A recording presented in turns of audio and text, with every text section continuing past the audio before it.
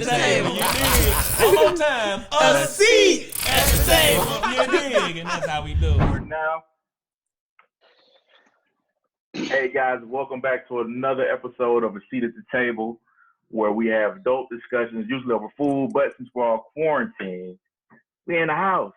You dig what I'm saying? So today, we noticed that everyone has kids. Everybody got these badass kids running around, man. So we thought we'd bring the teachers and assistant principals in today to kind of give you guys some tips and tell you what their lives have been like, because we know what your life's been like. All right? All right. So first things first, I'm going to go ahead and introduce Mr. Michael Johnson, and I'm going to let you go ahead and tell them about yourself. Okay. I'm Michael Johnson, born in California, actually, Long Beach, but raised in Vidalia, Georgia, South Georgia, a little bit below Dublin area, known for our sweet onions, of course. But I attended Georgia Southern for my undergrad in music, got my master's there as well in curriculum and instruction, got my leadership, and I'm in my first year assistant principal. I taught special education for a couple of years, my first couple of years in, and it's been good. It's been good. Everything's good. All right. And then we also have my man, J.CORNELIUS. Go ahead and give him your rundown as well. He has an impressive resume. Mine is not going to sound that good. I doubt it. I'm originally from Carrollton, Georgia, by way of Tallapoosa, another small town. I tell everybody I'm from small town, Georgia. Okay. I am an educator and a comedian.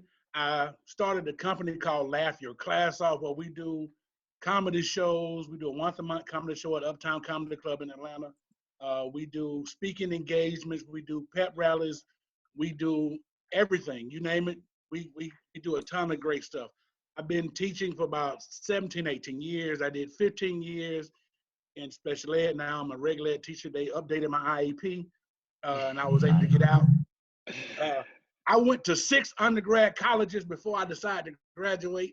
Oh, man. Okay. 6 of them. You know how hard it is for me to go to homecoming? You know what I'm saying? I don't know what church to go on.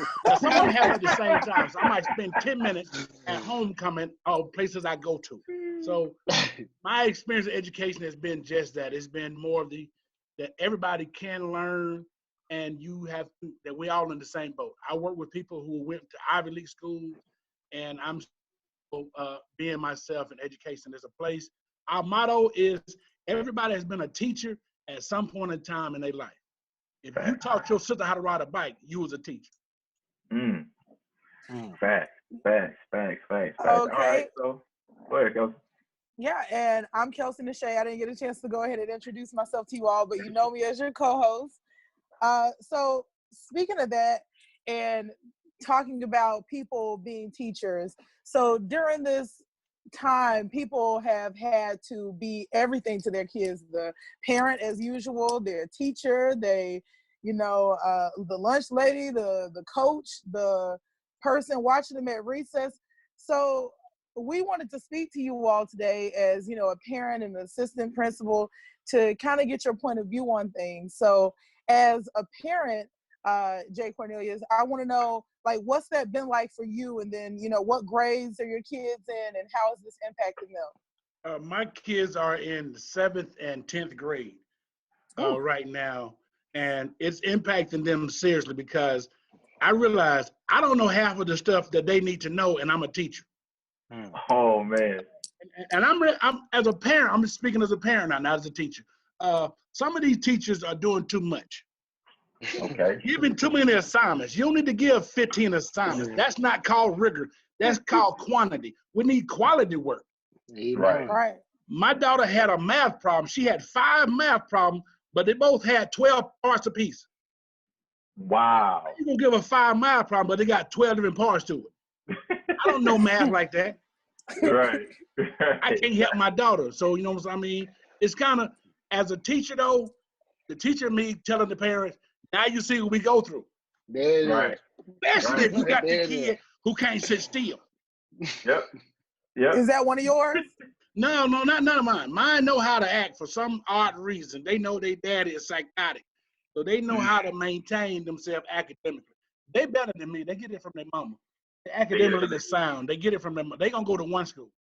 So what's it been like for you as a teacher, you know, having to be one of the teachers to implement these new tactics and strategies to get the students the lessons they need? It is challenging, but it's rewarding, because I think the good side of it is it's might renew some teachers' love of teaching, because the kids who are logging on really are interested in learning something. So, you know, you have a lot of students who are there just to hang out with their friends, and some of them are not logging on. And you have some students who are trying to log on, but they can't because they have internet issues, or they don't have the laptop, they don't have capabilities to log on. So that's the challenging part of what we do, is how do you reach the students that want to get it, and how do you get them engaged in it? It's in the video. Me, when I do my sessions, the ones who log on, it's like my classroom. I believe in laughter a whole lot, you know what I'm saying? So that's what's truly gonna get students engaged, and you being light and you showing your passion for it. But it is challenging, because you have to, it's hard to introduce new information to students, especially when you don't see them face to face. It's almost like doing live comedy. You can do it over the internet, but sometimes you need to see that person face to face and feel the energy. You need to see those expressions. You need to see their hand movement, their leg shaking, as though they ain't getting it. You need to be able to understand that. Yeah. And then how about you, Assistant Principal Michael Johnson? Have you had any complaints from any parents or concerns that didn't have the proper technologies in place? What's that been like for you? I'll say since the recent changes, we've still been required to report to work the administrators, and it's 3 of us, 2 assistant principals, 1 principal. And a lot of times that we're there, the phones are ringing because parents want information.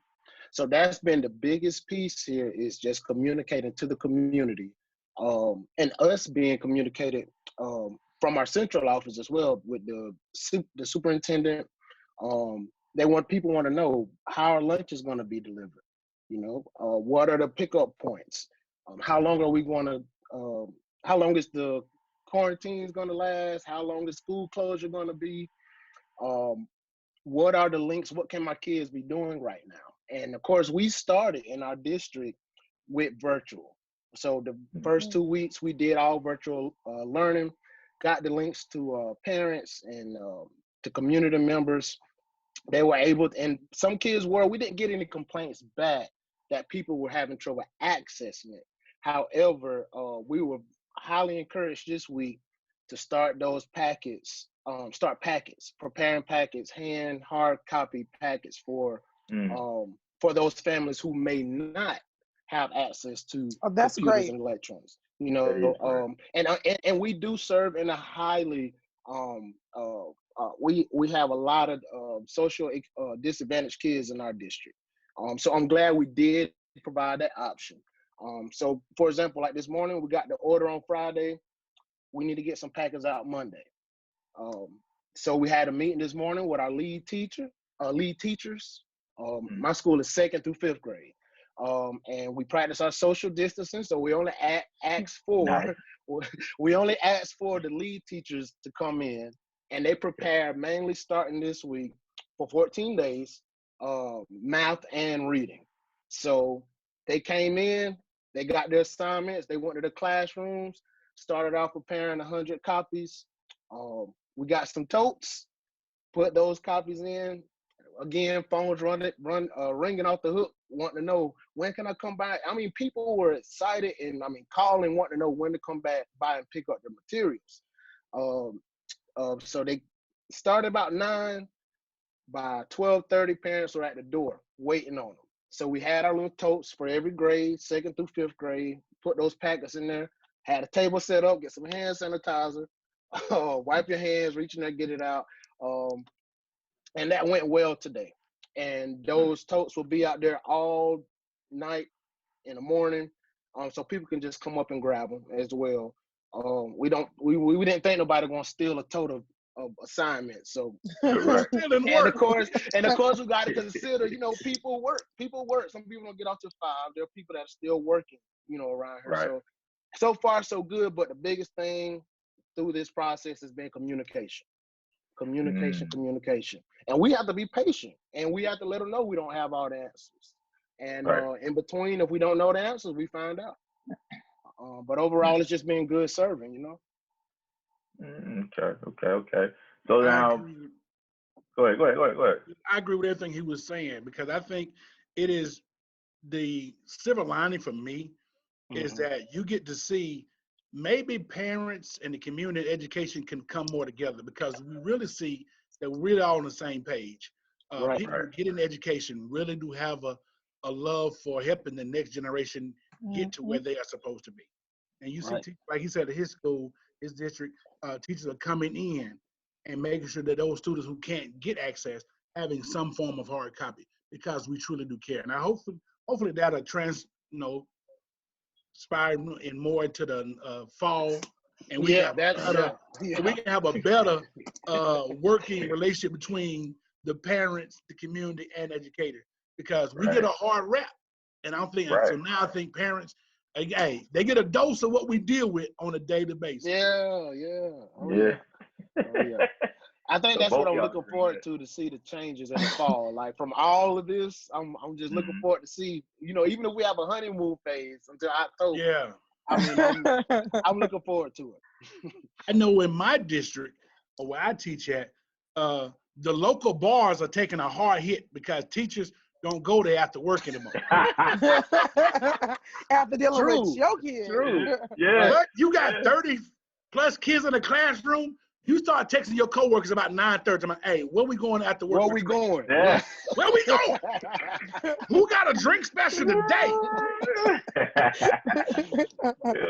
So what would be some tips that both of you would have for parents who are dealing with this, and parents who typically have short patience, or who aren't, like you said, there's a lot of stuff as a teacher, and you're trying to help your kids with stuff, a lot of stuff that you don't know. What would be some advice that you have for those parents?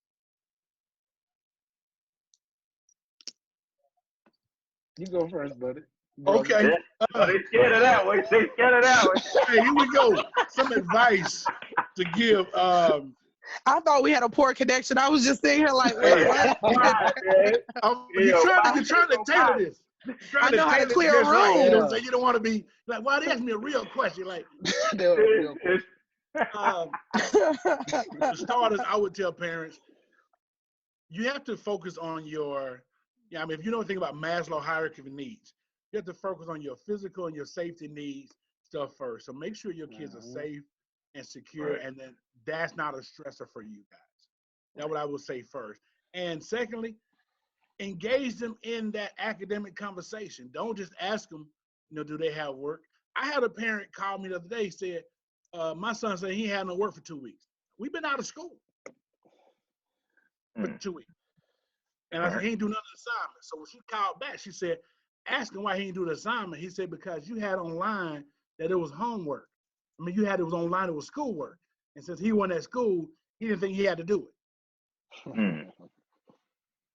Wow. So just engage, I would say engage your kids in those academic discussions, because learning happens whether you're watching the TV, anything. It's always about learning. So just make sure you engage in it. If you don't know, learn to use Google. Right. Use YouTube. You ain't got to watch the latest videos or anything like that. Go learn and be active in that learning, because the more your kids see you learning, they're going to be inspired to learn. Right. Okay. All right, go ahead. I would say the biggest thing, I would say that first thing that came to my mind is the scheduling part. I think scheduling during this time is important for the parent. Just having a block time to work, but don't make the kid work all day long. Okay. The work is going to be there. And again, I like what he said. Like, engage them in conversation as well about the learning. I don't think students get enough time as they should in class to really discuss the processing piece, or they're just not. They don't engage in a conversation with the learner like they should, even amongst their peers. When to me, that's where the learning really happens. Exactly. And again, and let me back up too, because I like what you brought up about, you know, make sure that the kids' basic needs are met, because that's a lot of times why learning isn't happening in the classroom. It's because we have those kids that come that are lacking something. So learning there's a greater chance for learning to happen at home, but that parent just got to steer that ship, you know, just got to kind of lead that kid. They're not going to do it on their own. So, you know, set them on that schedule, start the top of the day. They're used to the morning routines, getting started with a warm up or something. But again, engage them in that conversation. And I would say also, if you're able to, as a parent, use this time to allow your kid to do something, teach them a new skill outside of the academics as well, to add to the day. If you want to teach them, I don't know, take cooking, for example. If you want to teach them to walk through, you know, making some scrambled eggs, something very simple. And I'm thinking in elementary terms as well. But also use that time to do some vocational stuff if at all possible around the house, and introduce them to some more new things. I wouldn't advise feeding them those worksheets all day long. You know, really maximize this time as much as possible. Stuff that they should be learning in class that we're just not able to teach anymore in the school. You know, teach them some stuff that you remember, you know, some hands-on stuff. And let them eat. They'll eat all that up. The kids will eat all of that up. They're really like sponges. So I say just maximize this time for learning to take place, and skills that they wouldn't learn usually in the school day. Yeah, that's awesome. Something that I've seen on Facebook, one of my friends did a fun Friday with her kids. She has 5 kids. She did kind of like an ice cream party for a fun Friday, and she did a pizza party with them. And then she also, when they get out of line, the principal is a belt that she has sitting in the kitchen next to the computer, next to the laptop, and it says principal.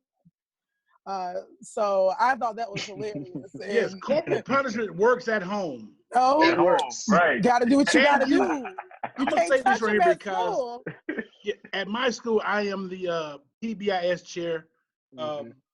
We for my last year class of my school. And what does that stand for? PBIS. The educators, he knew what it was. All we know is acronym. It stands for positive. All we know is acronym. We don't know nothing else. PBIS. That's our leaks. We know all the acronyms. Yeah. It stands for Positive Behavior Intervention Systems.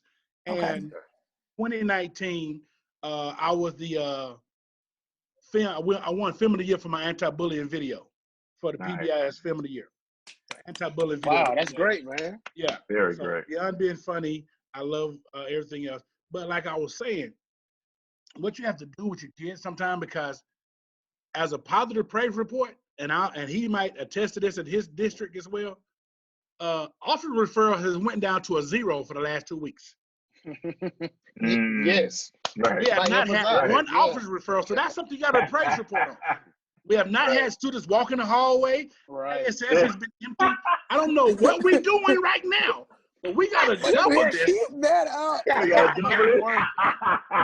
We got to double this in 2-3 weeks. Whatever you're doing out there, parents and teachers, keep ISS and OSS at an all-time low. Keep it up.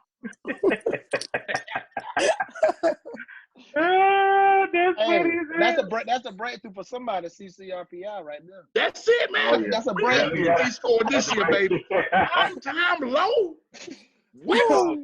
Oh, who knew you had to shut the whole district down to get your numbers where you need them to be? Who knew? And look, crime rate ain't going up in the society. Man, big facts. Look at that. Big facts. Should have been did this. Should have been done. It's just amazing, man. I mean, you know, but as a parent and a teacher, I think it is our duty because to know we're on the same page. We really have to understand that our goal is no different than the parent. Make sure your child is successful. I cannot tell any child what they will or won't be in life because it's not my job. My job is just to give them the tools to be what they want to be. And so they can go forward. I wanted to be a teacher and a comedian my whole life. They didn't know I was funny. They didn't think I was smart enough to go to college. But, you know, here it is. 6 colleges later, and I have my master's in education. I'm a year from my doctoral program, but I dropped out 10 years ago. 10 years ago. Okay. All right. That'll be number 7 then, when you go back. No, I'm not going back. You ain't going back, okay. The student loans got too much. If Trump want to help the country out, clear out everybody's student loan. You want to see the economy grow back? Cut student loans out. Yeah, that is true. That is true. I'd even think about voting for you if you handle that. Hey, he cut out all. He get rid of all my student loans. He got my vote. Oh my goodness, that's hilarious, man. That is hilarious, man. So, in both of your districts, man, can y'all talk about, like, I know some districts have like sent out teachers to kind of go through the neighborhoods, while others have kind of like sent out buses to kind of pass out food and stuff like that. Do you guys have stuff like that going on in your neighborhoods, or? I'll say I was actually again, we're 2 weeks in and just trying to figure out all this stuff. But okay. I was talking to some teachers today, and they was asking me about what can we do, and that's something that's coming up. I know for sure that we are calling our homeroom. We have the teachers calling our homerooms, their homeroom students, checking in with them. But man, we missing our kids. We really are. So even I was thinking today, like, you know, what can we do? And I've heard some great things going on in different districts, but we haven't yet, you know, actually implemented anything. But I mean, we miss our kids. We really do. And I was even thinking today about just, you know, even if it's 5 kids a day that I was going to just call while I'm sitting in the office, just give a call to the parents, let the kids know that we're thinking about them. And of course, I got a small community, so I do see some of them in the community. I always make sure I wave at them or whatnot. But again, that's something that we definitely want to implement soon. So.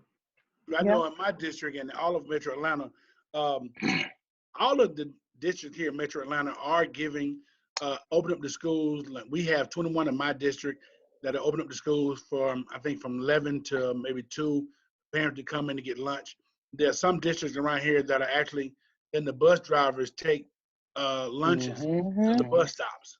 And so, I mean, they're going above and beyond trying to show, make sure they taking care of those physical and those safety needs for the people as much as they can as education.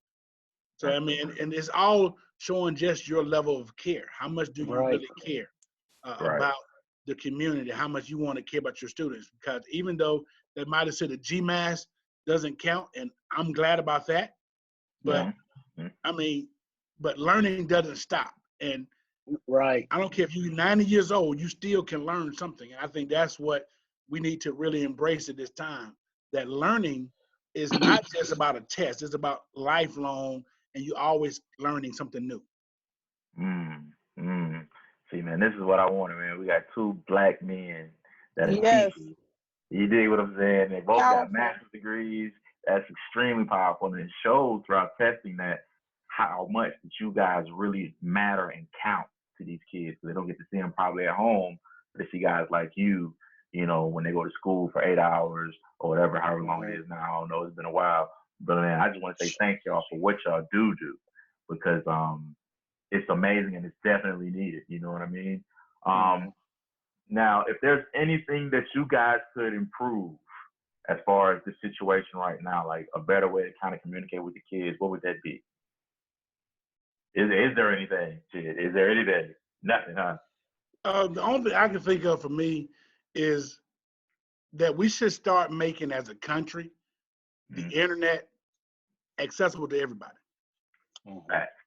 I mean, I think things like that have to be, we've seen the need for it. Basic need. I think this is going to open up education in a whole new way that we were not prepared for. Have to get prepared for virtual learning. The only people who are not, the schools closing down are students who've been on virtual school the entire school year. Because they've been doing this. They've been doing this the whole time. That's right. Everybody else is like, wow, we have to reassess what we're doing. And, couldn't prepare for. I think we have to do a better job of being prepared next time it happens. Right. Okay. And I would add, I know if I could speak for my district, the virtual learning piece. Especially at the elementary level. It's my first year at this school, elementary school, but that was one of the first things that we noticed is that the technology resources were low as far as the kids being able to have one-to-one technology opportunities, and that's not available. So even if a kid wanted to participate, we just wouldn't have enough to give every kid. And I would like to see, and that's our goal, over the next couple of years, but having that one-to-one technology so a kid could take a Chromebook or iPad, whatever, home. But of course, the next issue would be the Wi-Fi, the kid access to the Wi-Fi. Us being in a rural area, that's a struggle in South Georgia, and in the rural areas. In our district as a whole, I see a need of more of a virtual learning plan overall in case, like you said, this happens again. But I think overall, maybe to help the parent become more engaged in seeing their kid working more on academics at home. I'm loving seeing all of this hype, across social media and just conversations. I'm hearing more and more about their kid accessing their academics at home virtually, beating down the doors, trying to figure out what do y'all have for my kid to work on. And it doesn't seem like just busy work. They really want their kid to continue learning, So again, just that virtual learning plan. I would like to see that more in our district, as well as with the feeding the kids the lunches. Like we have the lunches, we have our ladies preparing them, and they have designated places in the community. But a week before our school started serving, I was able to participate in the community, my organization, Community Men in Action, and in collaboration with other organizations. We were able to feed our kids that week before breakfast, lunch, and we gave them a sack lunch for the rest of the evening before the school actually kicked in. But we had to literally go door to door because every kid, from the small ones to just, kids that don't have access to travel to these sites possibly because parents are working, etc. I think that we could implement more of that door to door, or at least delivering in a more convenient way for the kids, So other than that, though, I think we're honestly just fighting and trying to figure this thing out. And I think everybody's on the same page about, getting what's best for the kids overall. Man. All right. Well, the one thing I want to add to that is quickly, the communication from our district level leaders has been phenomenal. I mean, we still got to earn our check, but it's the way they're communicating the things that are going on, the number of schools that they are opening up.